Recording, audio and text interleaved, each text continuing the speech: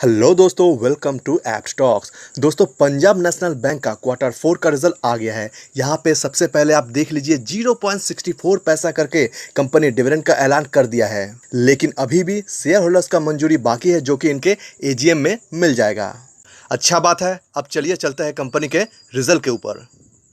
यहाँ पे सबसे पहले आप देख लीजिए नंबर्स आपको लैक्स में देखने को मिल जाएंगे। अब मैं इसको थोड़ा स्क्रीन में एडजस्ट कर लेता हूँ ताकि क्लियर समझ में आए। ये है इस बार का नंबर और ये है पिछला बार यानी क्वार्टर 3 का नंबर और ये पिछला साल क्वार्टर 4 का नंबर यहाँ पे दिया गया है। शुरुआत हम यहाँ पे टोटल इनकम के साथ कर लेते हैं। लिखावट काफ़ी छोटा है, फिर भी मैं कोशिश करूंगा ताकि समझ में आए। इस बार का टोटल इनकम है 21,09,517। पिछला क्वार्टर में था यानी कि क्वार्टर 3 में था 22,02,602 और पिछला साल क्वार्टर 4 में था 21,38,601। साल दर साल यहाँ पे इनकम घटा है और पिछला तिमाही के मुकाबले भी यहाँ पे घटते हुए दिख रहा है। अब थोड़ा कंपनी का एक्सपेंस देख लेते हैं। यहाँ पे देखिए एक्सपेंस लिखा हुआ है, लेकिन इसमें अभी प्रोविजंस इंक्लूड नहीं किया गया है। इस बार का पीएनबी का ओनली एक्सपेंस है 15,83,041। पिछला क्वार्टर में था 16,94,971 और पिछला साल क्वार्टर 4 में था 16,89,742। साल दर साल तिमाही दर तिमाही खर्चा कम हुआ है, जो कि अच्छा बात है। अब यहाँ पे देखिए ऑपरेटिंग प्रॉफिट लिखा हुआ है। अभी इसमें प्रोविजंस माइनस होना बाकी है, टैक्स का एडजस्टमेंट होना भी बाकी है। ये सब कुछ एडजस्टमेंट होने के बाद कंपनी के हाथ में जो बचेगा वो होगा कंपनी का नेट प्रॉफिट। पहले प्रोविजंस देख लीजिए, बहुत इंपॉर्टेंट डाटा है ये। इस बार का प्रोविजंस है 4,85,147। पिछला क्वार्टर में था 3,35,355 और पिछला साल क्वार्टर 4 में था 3,54,032। साल दर साल यहाँ पे प्रोविजंस बढ़ गया है और तिमाही दर तिमाही भी बढ़ते हुए ही दिख रहा है। ये बहुत ही नेगेटिव डाटा है किसी भी बैंक के लिए। प्रोविजंस बढ़ जाए तो ठीक नहीं होता है। ऑपरेटिंग प्रॉफिट से प्रोविजंस माइनस होने के बाद, टैक्स वगैरह एडजस्टमेंट होने के बाद कंपनी के हाथ में जो बचा है वो है कंपनी का नेट प्रॉफिट, जो कि यहाँ पे लिखा हुआ है। मैं इसको थोड़ा जूम कर लेता हूँ ताकि क्लियर समझ में आए। 20,157 पीएनबी का इस बार का प्रॉफिट। पिछला क्वार्टर यानी क्वार्टर 3 में था 1,12,678 और पिछला साल क्वार्टर 4 में था 58,633। पिछला साल के मुकाबले इस साल कंपनी का प्रॉफिट घटकर आया है और पिछला तिमाही के मुकाबले इस तिमाही में आप देख सकते हो काफ़ी घट गया है। ऐसा क्यों हुआ?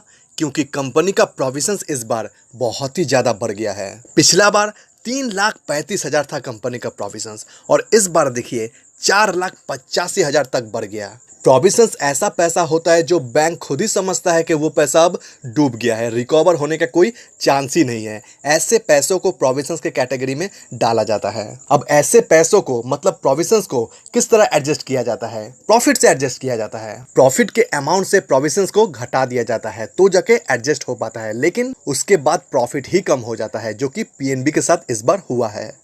इसीलिए प्रोविजंस जितना कम होगा उतना अच्छा होता है। अब थोड़ा कंपनी का ईपीएस देख लेते हैं।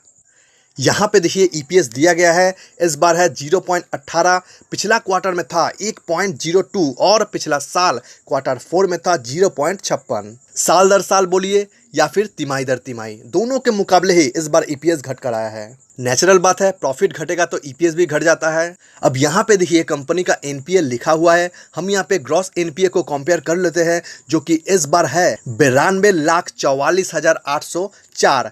पिछला क्वार्टर में था 97,25,867 और पिछला साल क्वार्टर 4 में था 1,04,42,342।